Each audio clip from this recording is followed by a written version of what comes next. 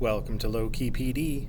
In this video, we're going to explore how to format bullets and numbering in lists in your Google Drawings. So I've added a text box here with some items here that I want to appear in a list.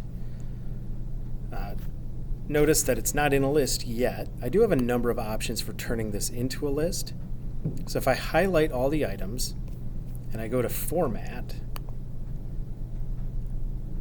scroll down to Bullets and Numbering, I have the option to either turn it into a numbered list, and if I hover over numbered list, I can choose how do I want that numbering to appear at the different indentation levels, or I can just choose a bulleted list. If I choose bulleted list, then I can choose the type of bullet points to display, circles, squares, little arrows, whatever. Once I actually have this in a list, then I would be able to access the list options. So for right now, let's just do a numbered list, and I'll choose this one.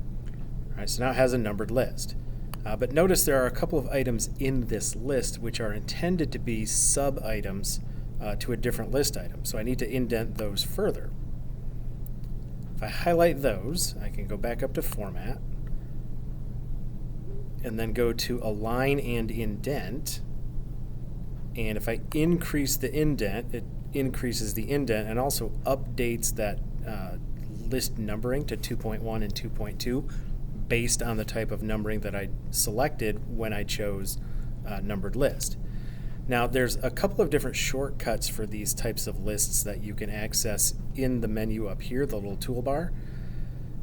This one right here, you can quickly turn a highlighted group of statements or lines into a bulleted list or a numbered list, and then you can decrease the indent of selected items or increase the indent of selected items.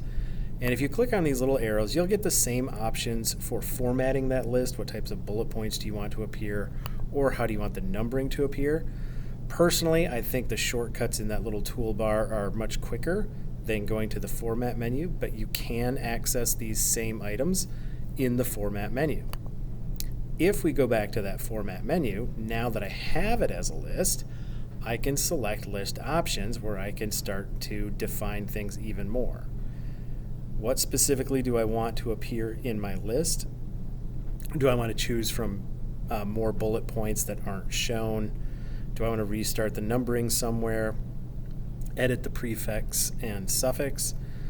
So if you have a Google Drawing and you need a list in that Google Drawing, you have pretty much the same options that you have when inserting a list into a Google Doc or a Google slide deck or something like that.